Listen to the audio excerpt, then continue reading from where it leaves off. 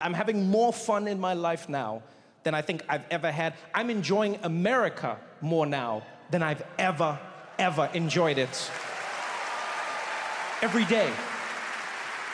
I don't even know what it is. I think, you know what, I think it's, you enjoy a place differently when it might be ending, you know? It just has like a different feeling to it. It's just like, what does that taste? The final season?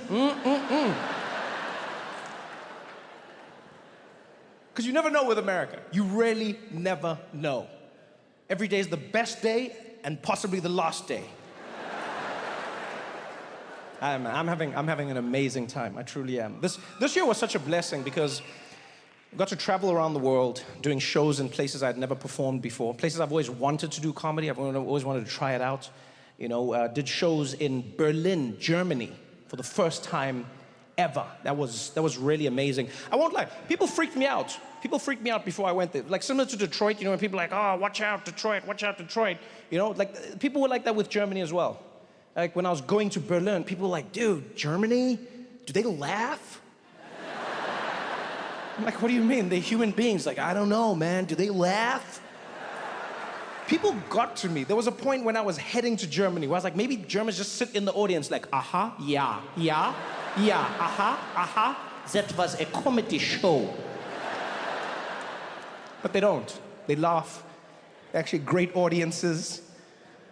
I had an amazing time in Berlin. It's a city that sneaks up on you because it's so culturally diverse.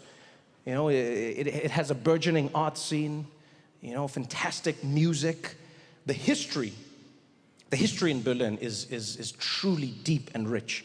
You know, I love traveling and seeing places whenever I'm in certain cities. And in Berlin, I went out with like a tour group, and I had a great time, but I wish someone had warned me how painful a lot of like Berlin's history is, right? Because that was basically the headquarters of the Nazi party.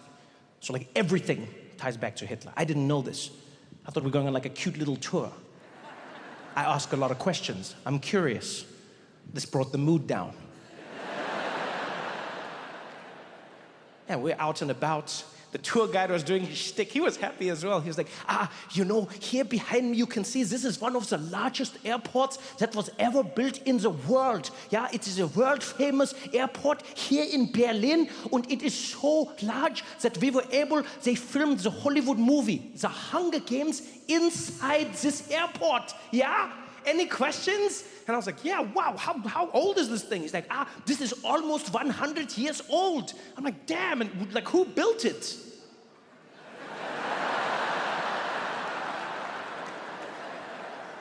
Yeah, that is the unfortunate part of the story. This airport was built by Hitler. I could see I'd messed things up. I tried to bring the mood up. I was like, which Hitler? He's like, which Hitler? Which other Hitler is there? I was like, could be Henry Hitler. Henry Hitler? Who the hell is Henry Hitler? I was like, you don't know Henry Hitler? It didn't work. Like, yo, man. It was tense, but it was good. And what I mean by good is it was nice to be in a place where people don't bury their history. You know? And what I mean by that, is that, like, when you travel through Germany, even if you don't go to museums, you cannot escape the past of both Berlin and what Germany did. You know, there are monuments scattered throughout the city, prominent monuments. They're memorializing what Germany did to millions of Jewish people and millions of other people around the world. You see it, you understand it, they talk about it. You know, they teach their kids about it. They teach children in school. They're like, hey, this is what Germany did. They make sure they know. But they don't make them feel guilty about it, which is a pretty amazing balance for them to strike, you know? They'll say to the kids, they're like, hey, kids, I hope you understand. Germany did this. You're not responsible because you weren't there. However, because you're the future of Germany, it's your responsibility to make sure this doesn't happen again.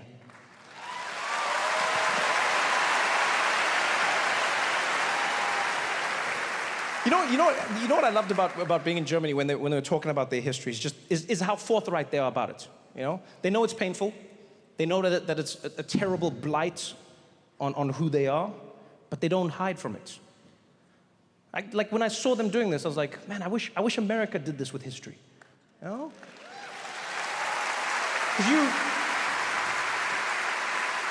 you ever see how awkward it is speaking about history in America? It gets tense. Doesn't matter what history it is, it gets tense.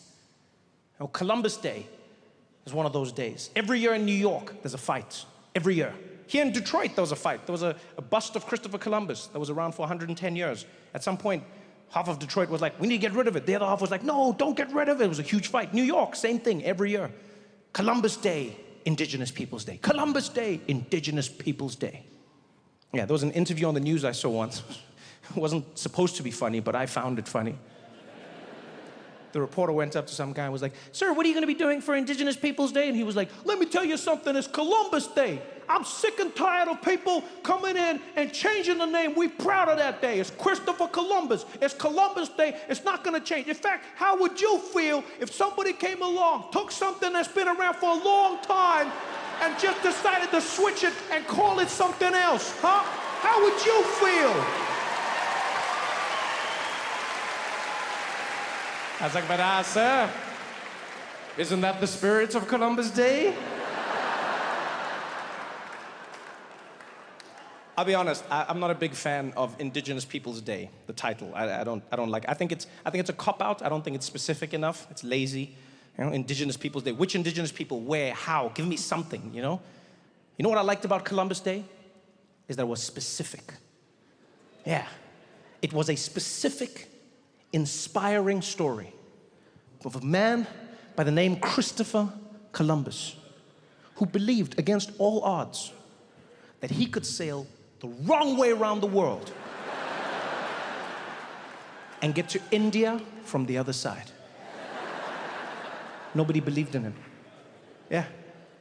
He was like, I'm gonna do this. They were like, you can't do it, Chris. And he was like, I'm gonna do it. They're like, you can't do it, Chris. He's like, I'm gonna do it. They're like, you can't do it, Chris. And he raised money. He fought for years. He finally got the ships, and he sailed the wrong way around the world, and he didn't do it.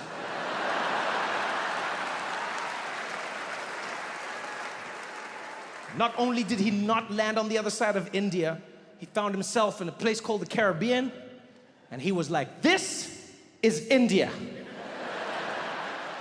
And the people there were like, I don't know if you've been eating some of the herb we've been leaving about, but this is totally not India. And they're like, this is India, and you guys are Indians. They're like, brother, we are not Indians. He's like, I know Indians when I don't see them. You're Indians. You're just on the far side, so you're West Indians. And he stuck with it. Christopher Columbus stuck with it his entire life. Other explorers would come to him, they'd be like, yo, Chris, I don't think you made it to India. He's like, it's India. They're like, I don't think it's India. He's like, it's India. He died refusing to acknowledge the possibility that he never made it to India. Not only that, my friends, he never set foot in America. Ever. Ever. And yet, he had a public holiday named after him in America. That, my friends, is the inspiring story of how white men can fail up.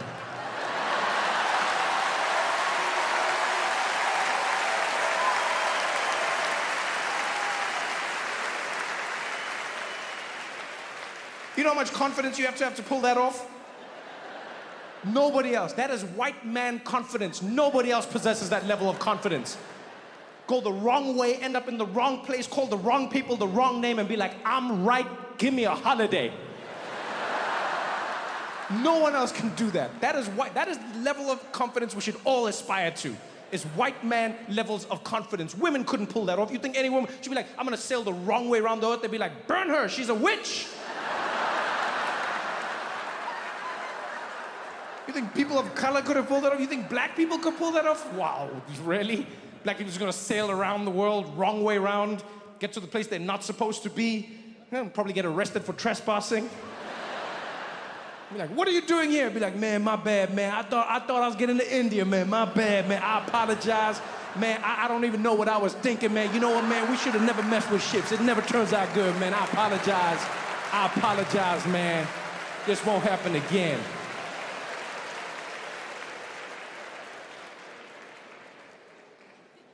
Why would you want to bury your history? So much joy, there's so much to learn. You know? It feels like America's moving in that direction. You know, it wants less and less of its history, wants less and less context. You look what's happening with textbooks. Places like Florida, they want to ban textbooks or cut out the parts of the textbooks that have slavery in the books. And now parents are fighting. Parents are fighting. They're like, oh, no, take the slavery out. It's making the kids feel bad. And other parents are like, keep the slavery in. It's teaching the children. And these parents are fighting back and forth. I'm like, why? What you don't need to be fighting about. No one should be fighting about this. Kids don't read textbooks.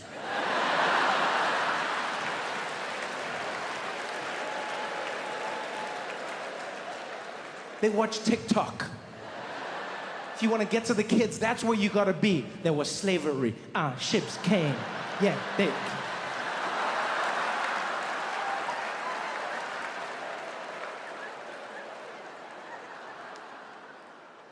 I'll be honest, I don't think that textbook thing is like a real issue. I feel like it's one of those manufactured issues that often happens in America that gets people riled up and gets them fired up, fighting about something that was never an issue to begin with, you know?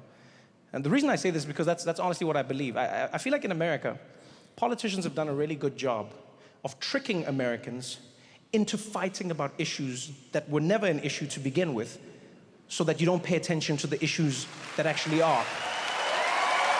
You know?